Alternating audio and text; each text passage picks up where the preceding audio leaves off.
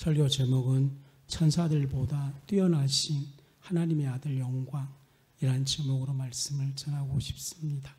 예수님 따라가며 복음 순종하며 우리 행할 길 환하겠네. 새해죠. 예수님 따르십시오. 복음 순종하십시오. 정말 중요한 것 우리 행할 길 환하겠네. 이게 청교도의 신앙입니다. 청교도는 딱 이 메시지예요. 그리스도. 예수님을 따라가십시오. 복음에 순종하십시오. 주님이 환하게 비춰주십니다. 그 비춰준 대로 한 걸음씩 한 걸음씩 가십시오. 그 비춰준 길이 십자가 길일 수도 있고 당신이 원하지 않는 길일 수도 있습니다. 그러나 그 길은 정령 진리의 길입니다. 문제는 지금 환하게 안 비춰지니까 사람들이 고민하고 갈등합니다. 더 중요한 것은 바로 말씀을 따르는 것이 예수님 안에 즐겁고 복된 길이다. 우리가 지금 가장 추구하는 것이 뭐냐? 말씀 순종하는 것이 즐거움이 되어야 됩니다. 여기까지 와야지 이제 진짜 그가 말씀을 아는 겁니다. 예수님을 따르는 길이 즐거운 길입니다. 내가 죄를 깨닫고 죄를 버리는 것이 정말 복된 길입니다. 행복한 길입니다. 이걸 깨닫도록 하기 위해서 우리는 어떻게 한다고요? 주님을 따르고 또 따르고 또 따르는 것입니다.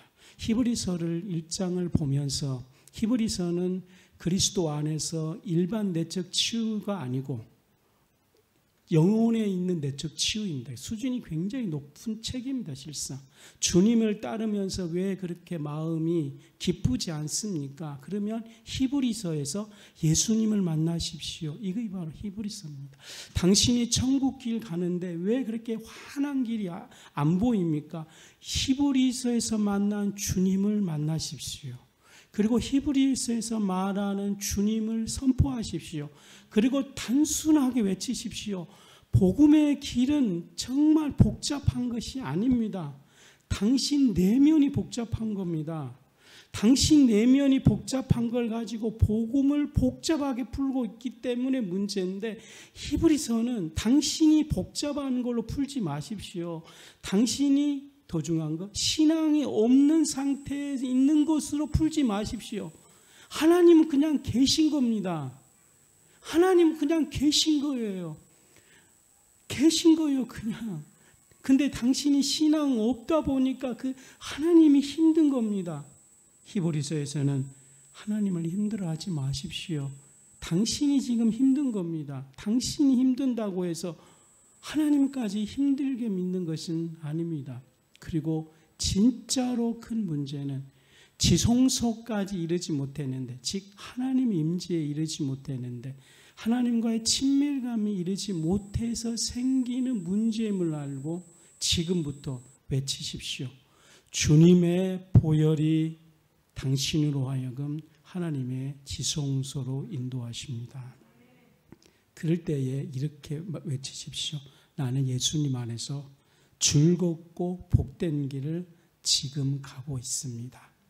그때서야 비로소 너 죽어라. 네가 먼저 대접하라. 그때부터 이제 네가 먼저 강해라. 네가 인내하고 끝까지 참아라. 구원을 피 흘리기까지 성취하라. 무슨 말이냐면요. 이거 꼭 기억하십시오. 사랑을 먼저 안 다음에 징계를 받아들여야 됩니다. 사랑을 깨닫는 다음에 그 다음부터 어려운 것들을 받아들여야 됩니다. 근데 사랑을 깨닫지 못하고, 예를 들어서 부모님의 사랑을 깨닫지 못한 상태에서 부모님께서 너 내 자식이 아니야, 이거를 풀지 못한다는 거예요. 근데 사랑을 깨달으면 부모님이 말하는 것 뭔지 알아요. 너 내 자식 아니야, 너 나가 죽어, 네 그렇게 하면 호적을 빼버릴 거야. 그 말은 뭐예요? 부모님이 너 진짜 사랑하니까 진짜로 우리 자식된 도리를 깨닫자. 그걸 부모님의 마음인데, 사랑을 못 깨달으면 너 죽어라 이 말에 꽂히는 거예요. 너 지금 내 자식이 아니야, 이거에 방황한다는 거예요. 지금 왜 방황을 하고 있냐면은 지금 자기가 당하고 있는 어려움, 징계, 그것에 꽂혀서 그래요. 그런데 사랑을 깨달으면 징계가 하나님의 사랑을 알게 될 겁니다. 그러면 다시 바울 서신에서 인내해야지 구원받습니다. 끝까지 참아야 구원받습니다. 도둑질 안 해야 구원받습니다. 끝까지 십자가를 지고 가야지 구원받습니다. 좁은 길을 걸어가야지 구원받습니다. 주여 주여 하는 자마다 그런다고 되는 것 아닙니다. 이것을 어떻게 해석을 해야 되냐면 달란트 비유에서 똑바로 못하면 바깥에서 당신 죽습니다. 청지기 비유에서 신부단장 똑바로 안 하면 슬픈 곳에서 있을 것입니다. 이걸 어떻게 해석해야 되냐? 하나님의 사랑에 먼저 침몰해야 됩니다. 십자가 은혜를 깊이 깨달아야 됩니다. 하나님의 하나님됨을 깨달아야 됩니다. 하나님 우주보다 더 큰 분을 알아야 됩니다. 주님은 나를 사랑하시되 피 흘리기까지 사랑합니다. 십자가에서 또 울고 또 울어야 됩니다. 하나님의 사랑은 끝이 없고 끝이 없고 끝이 없는 그것을 깨달은 다음에 이걸 복음을 딱 들어가면 주여 주여 하는 자마다 그걸 어떤 의미인지를 깨달았습니다. 다시 문맥 가지고만 해석하지 마십시오. 단어 가지고 해석하지 마십시오. 이거는 하나님의 사랑을 불같이 깨달은 자 안에서의 주여 주여 하는 자마다 하나님 나라 가는 것이 아니고 내 아버지의 뜻대로 해야지만이 천국 간다. 이 진리가 그 온 마음으로 오게 될 것입니다. 근데 이거는 인간만이 할 수 있어요. 제가 고양이를 키우고 있는데 고양이에게 이 두 가지를 던집니다. 야, 예수님 믿으면 천국 가. 아멘 했어요. 두 번째, 내가 고양이에게 그런다고 해서 천국 가는 것이 아니야. 네가 여기서 예수님 믿습니다 한다고 천국 가는 거 아니야. 아버지의 뜻대로 해야지 천국 가. 고양이가 나한테 화를 내는 거야. 주인님, 이게 뭡니까? 예수 믿으면 간다고 그래놓고 똑바로 살아야 되는, 이거는 두 개이기 때문에 이 메시지가 유일하게 성화되어지고 하나님 사랑 깨닫고 성령 받은 사람들은 전혀 다른 메시지임에도 불구하고 이 메시지가 하나로 융합돼서 들리기 시작한다는 겁니다. 이해하셨습니까? 융합되어서 깨닫지 못하면 이 메시지 뭔지를 몰라서 둘 중에 하나로 가는 거예요. 이쪽에는 칼빈 따라가가지고 예수 믿어야지만 됩니다. 이쪽은 무슨 소리예요? 성결해야 됩니다. 인내해야 됩니다. 이렇게 가가지고 둘이 영원히 싸우는 거예요. 아니에요. 하나님의 사랑에 근간을 주면 주님이 나보고 네 그렇게 하면 너 지옥 가. 그것이 내게 사랑으로 들리기 시작합니다. 나 예수 믿은데요. 그 말 아니고 하나님 정말 나를 사랑하는군요. 이 길, 어둠의 길 가지 말라고 지금 말씀하시는군요. 돌이키겠습니다. 이것이 히브리서에서 말하는 메시지입니다. 융함의 메시지. 하나님의 사랑을 깨달을 때만 비로소 들려지기 시작합니다.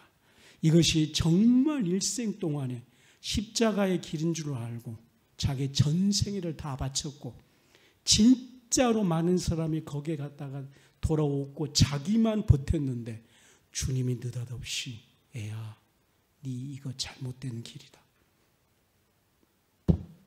이 선교사님 받아들이겠습니까? 이거 사랑이 없으면 그러면 내가 지금까지 어둠의 길을 걸었단 말이야. 지금 내가 지금까지 걸어오는 길이 멸망의 길인가? 좌절하고 그 안에 상처가 임할 것입니다. 그런데 사랑의 하나님을 깨닫기 시작하면 하나님 맞습니다. 이걸 내가 주님 받아들이겠습니다.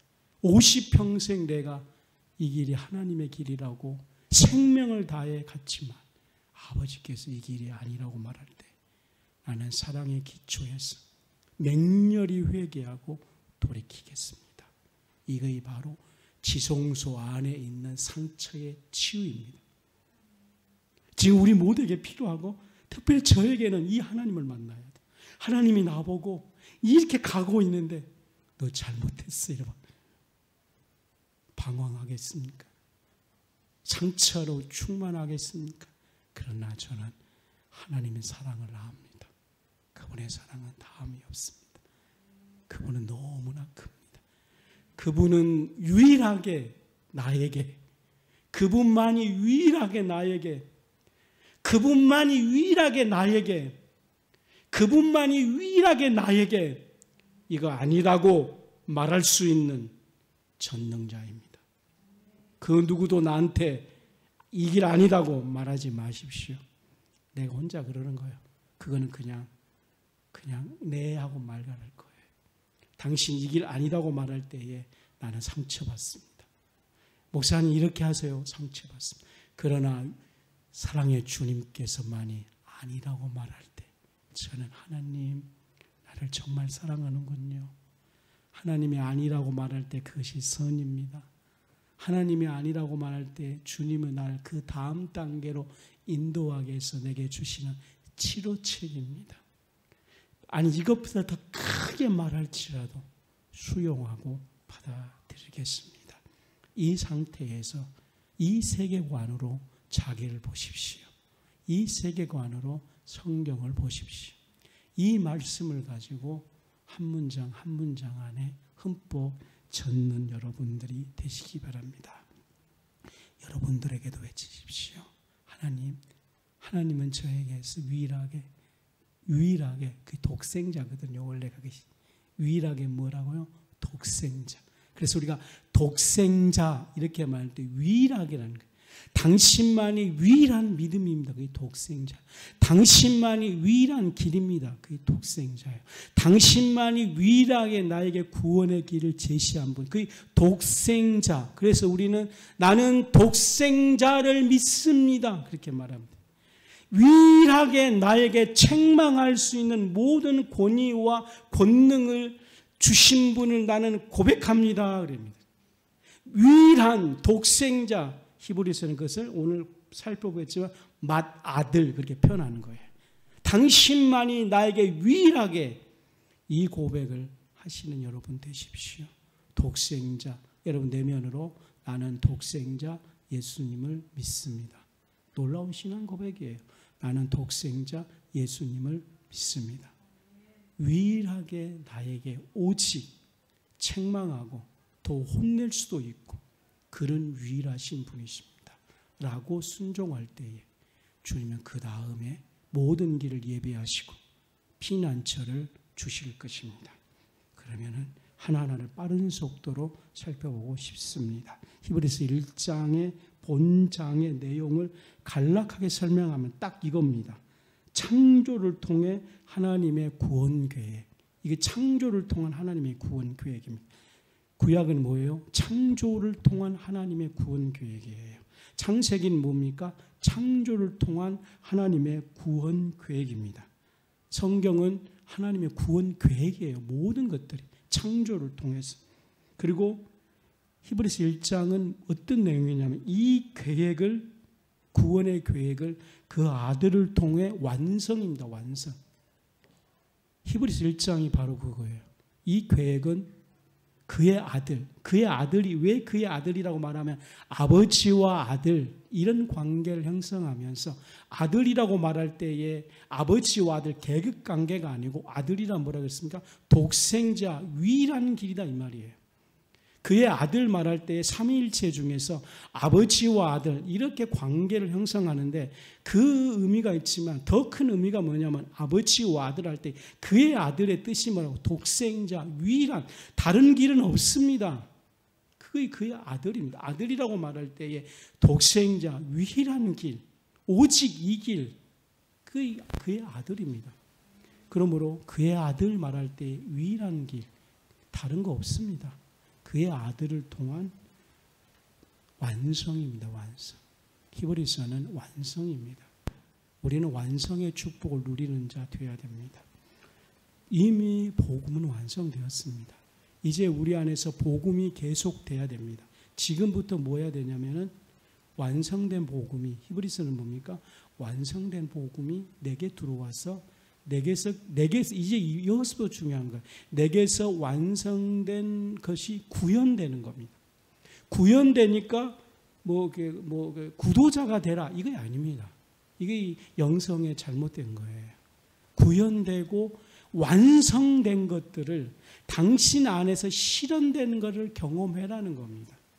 구현되고 차자고 두드라 이것을 마치 미지의 세계에 가라는 것이 아니고 이미 완성된 하나님의 역사를 지금 미지의 세계에 가는 것이 아니고 당신 세계에서 실현되고 나타내게 되어지고 잘하고 당신 안에서 당신이 진짜 복음을 통해서 축복이 맺어지고 성경에서 말하는 하나님의 기적이 성경 속에만 있는 것이 아니고 당신의 삶 속에 이루어지도록.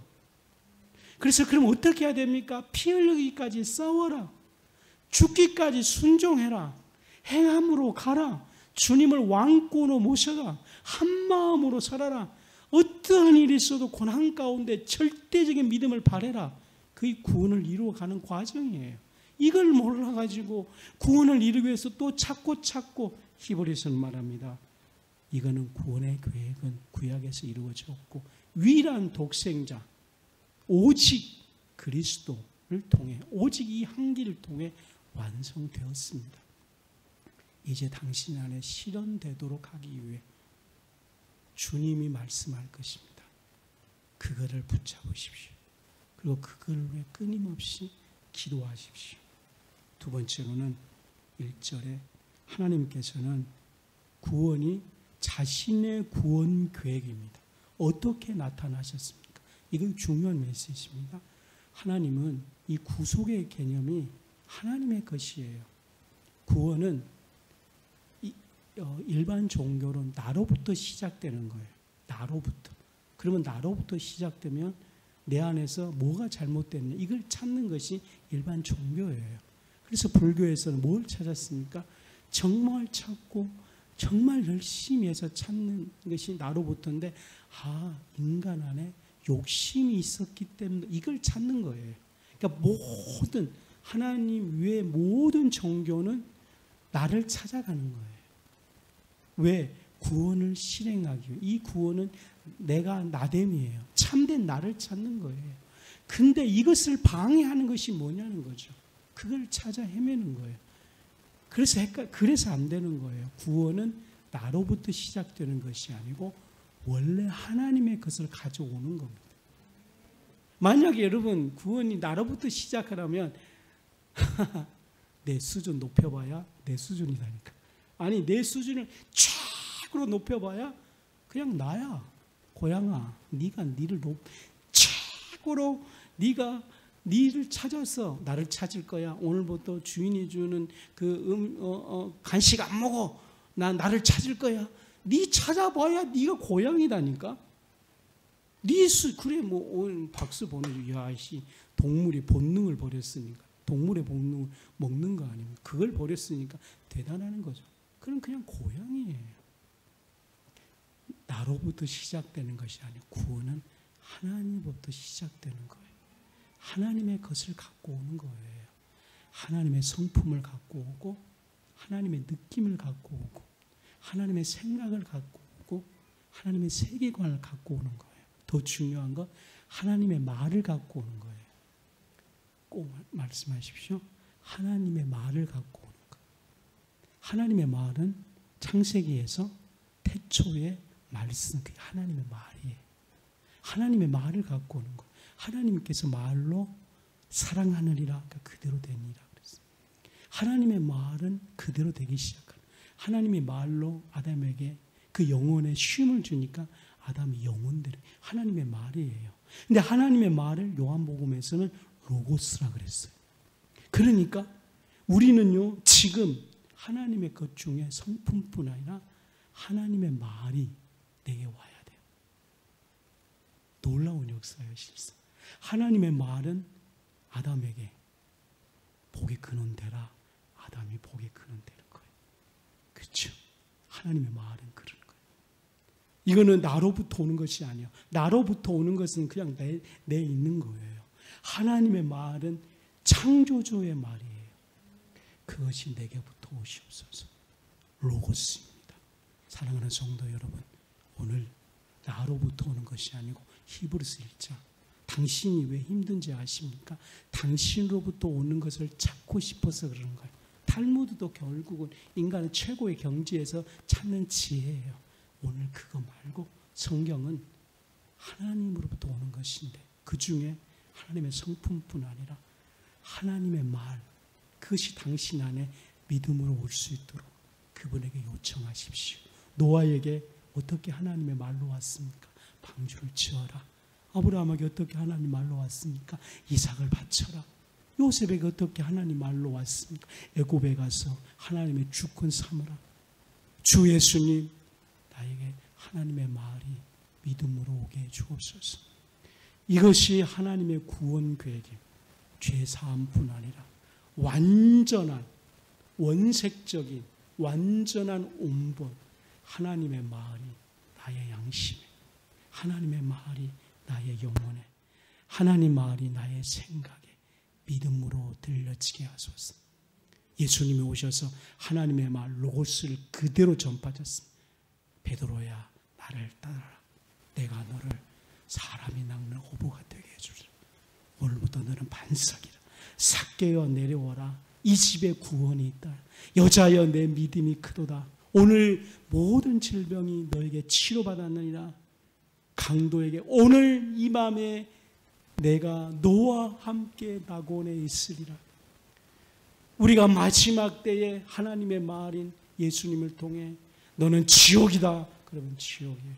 그러나 하나님의 말이 우리 영혼에 너는 나와 함께 주인의 즐거움에 참여하라. 오늘 하나님의 구원 계획은 하나님의 말이 우리 안에 믿음으로 선포되어서 그대로 역사함을 느끼게 될 것입니다. 구원은 무엇입니까? 하나님이 우리에게 선포하는 거예요. 너 내 자녀다. 그러므로 우리는 온통 나에게 주목하는 것이 아니고 말의 근원 되시는 우리 아버지에게 집중하고 또 집중되는 여러분 되십시오. 제자들 교회가 왜 좋습니까? 목사님 설교에 집중하지 않도록, 목사님에게 집중하지 않도록, 구원의 시작점에는 아버지에게 집중되도록. 왜냐하면 거기서만 하나님의 말과 말씀이 나오기 때문입니다. 제가 해보니까 그래요. 제가 어려움의 경지에 가보니까 인간의 말은 생명력이 없습니다. 그분의 말만 능력 있는 겁니다. 그분의 자신의 계획은 간단하게 설명하면 창세기에는, 특별히 창세기 3장 15절에는 여인의 후손 그리스도를 말하지 않습니까? 이사야 7장 14절 동정녀 탄생, 마태복음 3장 2절과 3절 세례 요한은 그 길을 예비하리라 그랬습니다. 세 번째로는 2절에 나와 있는 이 모든 마지막 날, 3절에 2절에 그렇지 않습니까? 이 모든 마지막 날에 아들로, 아들이라는 것을 누차 강조했지만 삼위일체 중에서 아버지와 아들 이렇게 분리하는 것이 아니고 독생자, 유일한 길이에요. 다른 길 없습니다. 우리가 예수님 믿습니다. 그 말은 뭐예요? 유일한 이 길입니다. 그 말인 거예요. 십자가 믿습니다. 이 말은 유일한 길입니다. 그래서 제 버전으로 오늘 이 모든 날의 마지막 유일한 길로 아들로 우리에게 말씀하셨으니 유일한 이 길로만이 만유의 후사로 세우시고 유일한 길로 말미암아 모든 세계가 지워졌습니다. 이 말입니다. 그러므로 이 모든 마지막 날, 이 말은 무엇을 의미하는가? 헬라어로 그대로 번역을 하면 이 날들은 마지막에 이렇게 말을 하는 겁니다. 다른 말로 말하면은 바로 이 본질은 뭐냐면은 이미 성취되었고 성취되었음을 강조합니다. 마지막 날을 말할 때에 미래를 말하는 것이 아닙니다.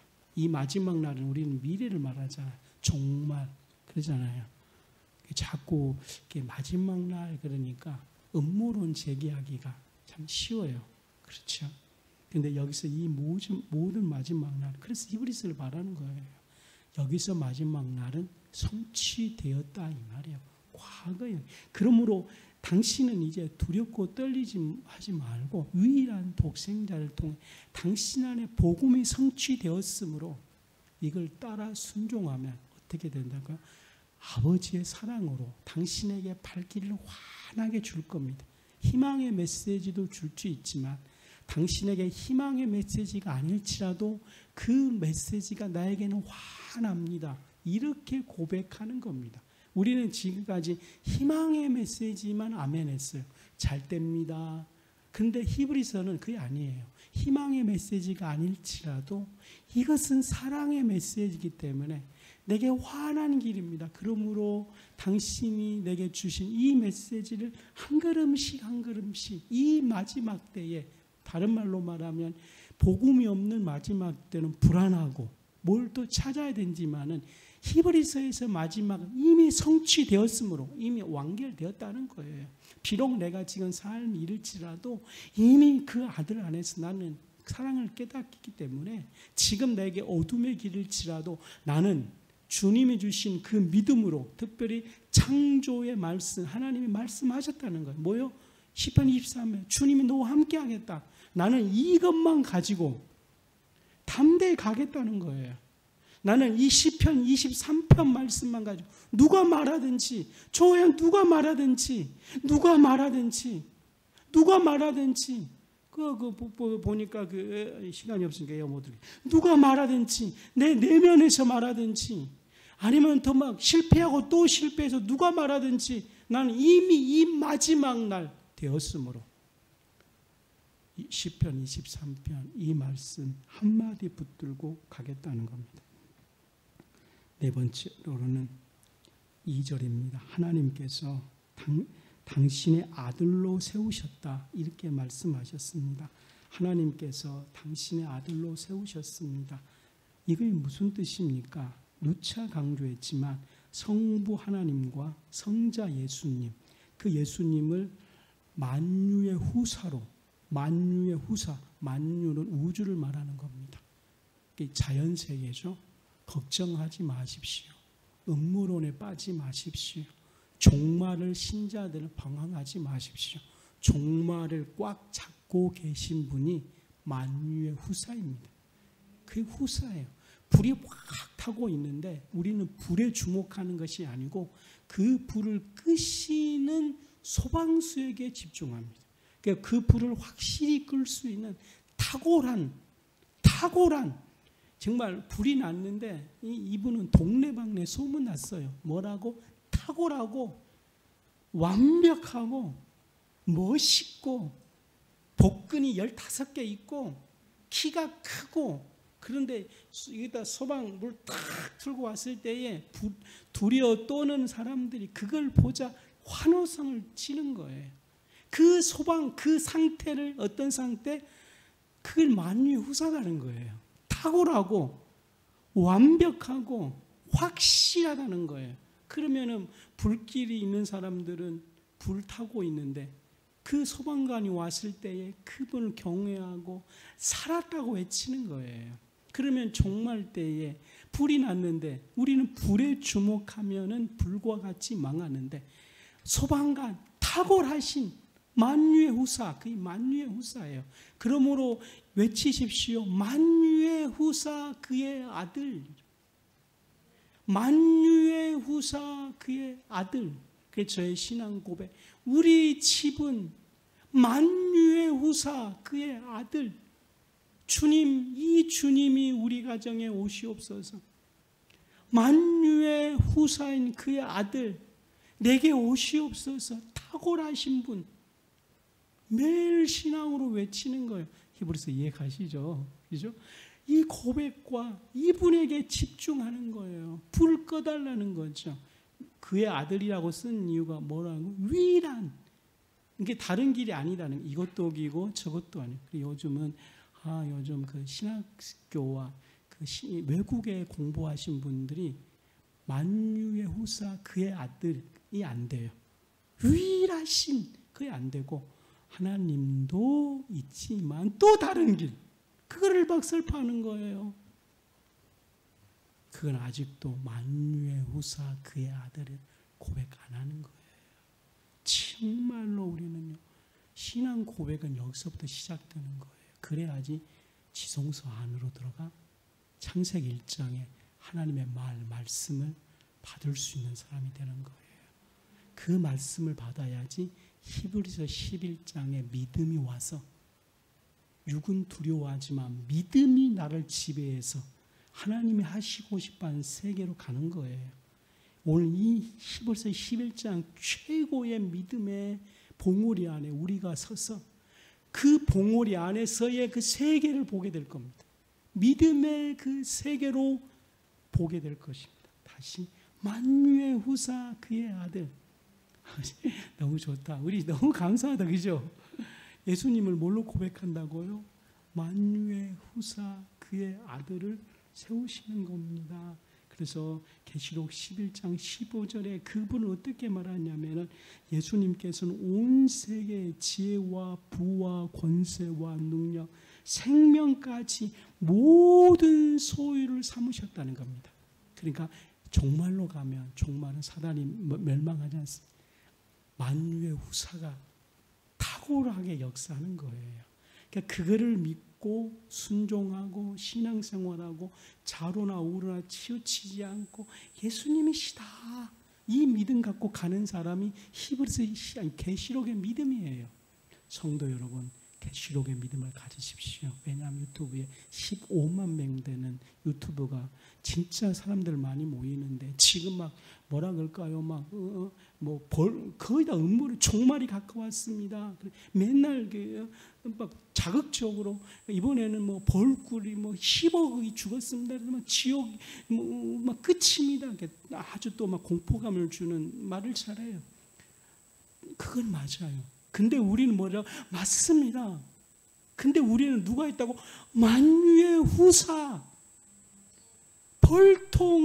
벌이 10억, 100억 죽을지라도 우리는 그 죽어가는 그곳에 두려움 느낀 건 사실인데 우리는 탁월하신 소방관 만유의 후사를 기다리고 그분 경배하고 그분을 믿음으로 받아들이고 그분 앞에 순종하고 그분 앞에 찬양하고 그 벌꿀이 죽어가는 그 자연 세계를 보고 두려워하는 것이 아니고 내게서 만유의 후사가 되는 그리스도의 신앙 고백이 안 되는 그것을 두려워한다는 거예요.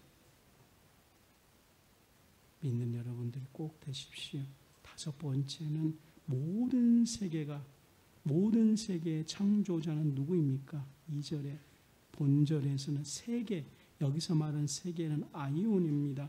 시간과 공간과 물질 세계를 포함한 모든 시간들의 시대입니다.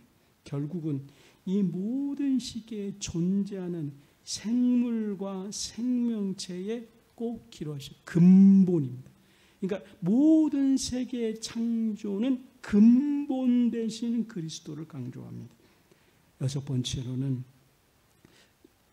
히브리서 1장의 그리스도를 어떻게 표현합니까? 3가지. 영광, 본체 형상, 만물을 붙든 자, 또 하나 있군요. 죄를 씻는 자. 이거 이제 2절에 표현되고 있는 건데요. 그러니까 히브리서는요, 그리스도를 만나는 거예요. 신앙 고백하는 거예요. 그래야지만 나로부터 시작된 구원의 계획이 아닌 하나님으로부터 시작된 구원의 계획이 당신 안에서 어떻게 실현되어진다는 거예요. 자, 실현된다. 그걸 뭐라고? 히브리서 11장의 실상, 히브리서 11장 1절에 믿음의 실상, 실현된다는. 만약에 하나님이 계신다는 건데 나에게는 아파. 그게 실현이 안 되는 것이죠. 하나님 그러는데 자기는 지옥 가버려. 구원이 실현이 안 되는 거예요. 그러니까 그리스도는 이 믿음을 실행시키는 실상입니다. 이겁니다. 그래서 그 그리스도를 뭘로 표현하냐면은 그는 하나님의 영광의 광채다. 당신 안에 믿음을 실현시키는 실상이신 그리스도는 어떤 분이냐? 이 4가지만 고백하면 돼요. 그는 하나님의 영광의 광채입니다. 하나님의 영광의 광채입니다. 영광은 빛이라는 거예요. 구약에서는 이것을 하나님의 임재를 말하는 거예요. 신약에서는 하나님의 속성을 말하는 것입니다. 그러므로 하나님의 영광이 임하소서. 그러면 하나님의 속성이 임하소서 그겁니다. 하나님의 영광을 내게 보여주소서. 하나님의 속성을 내게 보여주소서. 왜 우리가 힘드냐? 하나님의 영광이 임하지 않기 때문이에요. 하나님의 영광은 그의 속성입니다. 저희 교회에 그 하나님의 영광을 다른 말로 빛이다 그러는 거예요. 그러니까 우리에게 빛이 임하십시오. 하나님의 속성 임해 주십시오. 하나님의 거룩이 임하면 다 죄를 회개합니다. 누차 강조했지만 죄는 자기가 회개하는 것도 있지만 하나님의 영광이 임해야지. 그 영광을 보고 자기의 더러움을 보기 시작하는 겁니다. 그때부터 토설하기 시작하는 겁니다. 본 저자는 그 다음에 그분을 본체의 형상이라고 했습니다. 본체가 뭐예요? 실체라는 거예요. 본체가 뭐예요? 본질이라는 것입니다. 실체가 나타났다는 겁니다. 그리고 세 번째가 너무 중요한 건데요. 만유의 후사란 뜻도 되지만 만물을 붙드는 자입니다. 붙잡다, 이끌어가다. 만유를 붙잡는 자가 뭐라고요? 이끌어가다. 이 꼭 기억하십시오. 그리스도는 어떤 분이요? 이끌어가신 분. 이끌어가신. 그러니까 신약에 와서 예수님은 이끌어가신 분. 그래서 우리 보고 얘들아 나를 따라오너라. 이끌어가신 분. 나를 따라오너라. 여러분 꼭 너희는 가서 얘들아 너희는 가서 모든 족속으로 제자 삼아라. 나를 세계로 이끌어가신 분. 이걸 영성학에서는 나를 붙들어 잡아줄 뿐 아니라 발돋움하게 하신 분. 이미 뭐냐면 하나님의 성품이 내 안에 지금 있는데 이것이 발돋움되지 아니고 사장되는 거예요. 이것이 발돋아서 생기도록 이게 만유를 붙들는 분인데 나를 계속 우리는 사랑할 수 있도록 주님의 속성을 만들었는데 사랑할 줄 모르니까 사랑할 수 있도록 나를 이끌어 주신 분이에요. 축복받을 수 있는 삶을 살 수 있도록 나를 이끌어 주신 분. 이걸 만물을 붙든 분이신데 이 주님을 꼭 만나시기 바랍니다. 그 다음에 죄를 씻는 자입니다. 그리고 다섯 번째로 있네요. 보좌 우편에 앉아 계신 분. 보좌 우편이라는 것은 사도행전 7장 56절 스데반 집사 즉 보좌에 앉아 계시다 이 말이 뭐냐 우리의 찬양의 대상이라는 거예요. 우리가 스데반 집사 되자 이 말이죠. 그리스도 영광과 유음을 나타내고 찬양의 대상을 말씀하고 있는 것입니다. 우리는 오늘 마태복음 16장 16절에 이 고백하십시오. 베드로처럼 주는 그리스도이시요 살아계신 하나님의 아들입니다. 왜 아들이라고 고백하는 것은 다른 거 없다는 유일하다는 거예요. 다른 것들은 유일하지 않아요. 그러나 신앙에서는 하나님의 아들, 여러분에게 말합니다. 하나님의 아들을 믿습니다. 여러분들 신앙이 뭐예요? 나는 하나님의 아들을 믿습니다. 여러분 걸어가면서요. 나는 하나님의 아들을 믿습니다. 나는 하나님의 아들을 믿습니다. 이거 베드로의 신앙 고백이거든요. 히브리서 고백하는 거예요. 나는 하나님의 아들을 믿습니다. 이거 그러면 나로부터 시작되는 것이 아니고 하나님으로부터 시작되는 것이 내게 밀려 들어오는 거예요. 내게 딱 있으면 내게 막 밀려 들어와요. 밀려 들어오는 것을 내가 느끼고 그것이 구원의 시련이고 히브리서 11장에 실상되는 거예요. 그분의 거룩이 내게 막 밀려 들어와야 돼요. 막 아멘이죠. 그분의 거룩이 막 내게 밀려 들어와야 돼. 막 밀려 들어와야 돼. 내 등에 있으면 내게 막 밀려 들어오는 거예요. 그 밀려 들어오는 것들을 뭐가 가장 먼저 그를 느끼냐면 그래서 영혼이라 그래서 영혼을 이 세상에서 직관이다 그래요. 직관. 야, 이건 신학적인 용어가 아니고 철학자들이 깨닫는 것인데 도대체 영혼이 뭐냐? 그게 직관이다 그랬어요. 내가 그래서 박수를 쳤어요. 뭘 직관하냐는 거예요.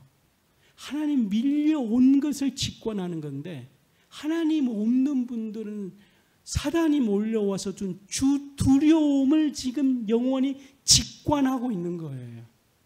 그 영혼에 밀려오는 그 직관을 두려움이라면은 히브리서 11장을 가감하게 십자가 앞에 데리고 가십시오. 오늘 영혼의 직감으로 하나님의 거룩이, 하나님의 용서가, 하나님의 성품이 당신의 영혼에서 직관하게 해주십시오. 그러면은 우리가 내 영혼이 이렇게 말할 때는 무슨 뜻이에요?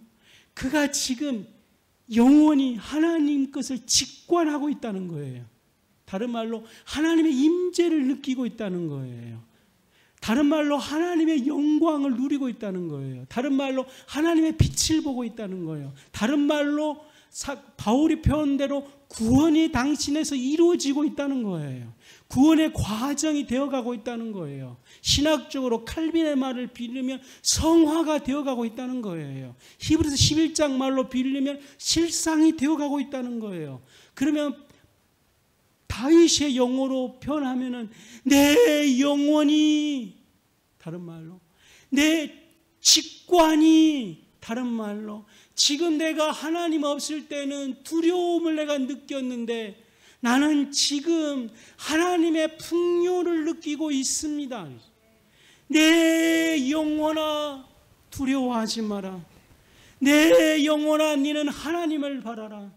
내 영혼아 너는 반석되는 여호와를 아침마다 느껴라.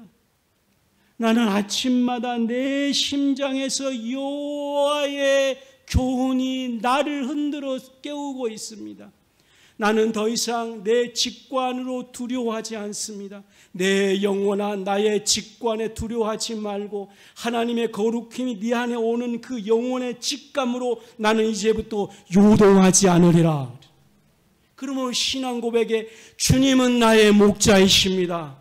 그러므로 구원에 시작되어서 나는 부족함이 없습니다. 실상은 나는 부족합니다. 그러나 주님의 거룩함이 내 안에서 지금 뻗어나와 내 영혼이 그것을 누리고 있는데 나는 그 상태를 시냇가에 심는 나무라고 말하겠습니다. 아멘 좀 해주셔야 됩니다. 나는 지금 시냇가에 심은 나무입니다. 나의 직관은 우울증, 두려움, 불안 이것을 직관하는 것이 아니고 하나님의 샘 속에 깊이 빠져들어가서 하나님의 것을 빨아들인 상태입니다. 여호와는 나의 목자시니 내가 부족함이 없습니다. 나는 시냇가에 심은 나무처럼 고백하는 여러분 되십시오. 그 히브리서 11장에 나와 있는 바로 그분이 있는 것입니다. 그래서 그걸 뭐라고? 하나님의 아들입니다. 고백하는 여러분들 꼭 되십시오. 설교를 점점 마치려 하면서 나는 주님에게 외칩니다. 내 영혼아 내가 하나님의 것을 직관하게 해주십시오. 그러니까 이 말을 주님께서는 마태복음 5장에 네 그 상태가 복이 있는 상태야. 거기서 복이 행복이거든요. 그 복이 가로 열고 근원 대신 하나님의 성품. 너 지금 바울이 다윗이 말하는 것처럼 시냇가의 나무처럼 고백한 상태야. 그 상태가 하나님의 것이 너희 안에 들어와가지고 네 영혼에 지금 직관하고 있어서 네가 고백하고 있는 것이야. 그러면 마태복음 5장을 완전한 직역으로 하면은 이런 거예요. 하나님의 거룩이 나한테 들어와서 내 영혼이 지금 하나님의 것을 직관하고 있는데 이 상태 나는 가장 행복한 상태입니다. 다른 말로 나는 진짜 행복한 사람입니다. 왜요? 그래 진짜 중요한 시간이거든. 그러면 내 직관이 널 무시할 거야. 나는 진짜 행복한 상태인데 그 상태가 어떤 상태? 심령이 가난한 상태, 애통한 상태, 의를 줄이고 목마른 상태, 그 다음에 애통한 상태. 이 심령의 상태가 어떤 상태에서 오냐면 하나님의 거룩이 너에게 와서 지금 까먹었잖아. 제발 이게 중요해. 나 그럼 여기서 끝낼 거야. 중요한 거 이게 마태복음 5장을 꼭 고백하신 분 되십시오. 주님 나는 행복한 상태입니다. 나는 진짜로 지금 너무 좋습니다. 고백하는 여러분들 되십시오. 이제 마지막으로 마다들 6절입니다. 한 목소리로 봉독하십시다. 시작.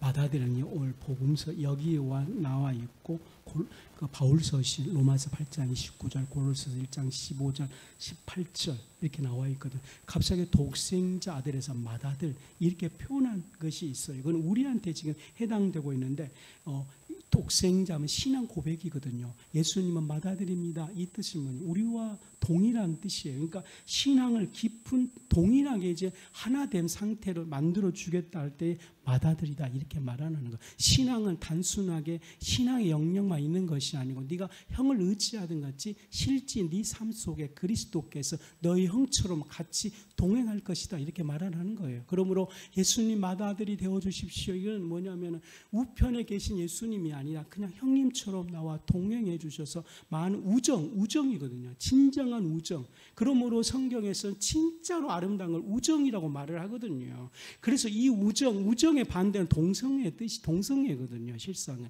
정말 맏아들, 꼭 예수님이 맏아들의 축복을 누리시기 바라면 진정한 우정, 대화, 우정이 되려면 진짜 나하고 걔가 우의 상태에서 내 걸 보면 맏아들이 안 돼요. 그러면 맨날 내가 보고해야 되거든요. 근데 이것이 나와 동일하게 되면 내가 어떤 표현을 해도 동일한 감정, 나의 아픔을 동일하게 느껴줘야 돼요. 그건 벌써 아는 거예요. 아, 제가 지금 뭘 말하고 그러는지. 이거 예수님의 맏아들이에요. 성도 여러분, 맏아들 대신 예수님을 만나시기 바랍니다. 그래서 맏아들 상태 예수님을 할 때 많은 기도하지 마라. 너의 신음소리로 다 듣는다. 이게 맏아들 상태거든요. 그러면 예수님 많은 말할 필요가 없어요. 그러니까 저도 누구하고 가장 친합니까? 개척하고 개척 잘 나가다가 아프고 이래야지 둘이 나하고 우정이 되는 거예요. 내가 일일이 설명하고 할 필요가 없어요. 모르는 사람들은 일일이 설명해요. 경제에서 어려워지고요. IMF들이 오고요. 100명 되고요. 매일 새신자 15년 동안 새신자 맨날 오고요. 저거 다 설명. 근데 나와 동일하면 설명은 그럼 벌써 아가 뭔지 알아요. 그 아가 막 느껴져요. 있어요. 그런 분들이. 그게 우정이거든요. 그하고는 많은 말할 필요가 없어요. 그냥 커피 먹고 바라만 봐도 좋아요. 맏아들 대신 예수님이면 하나님은 그냥 바라만 봐도 좋습니다. 그래서 이렇게 말하자. 맏아들 대신 예수님을 바라보십시오. 이 맏아들 가장 완벽하게 해석이 뭐예요? 우러러 눈을 들어 바라봄. 아멘이십니까? 그리스도께서 우러러 눈을 들어서 하나님을 바라보는. 우리가 죽기 전에 우러러 하나님을 바라보는 거예요. 이게 맏아들 되심입니다. 오늘 맏아들 되신 예수님을 경험하는 여러분 되십시다. 히브리서 1장 아멘. 기도합시다.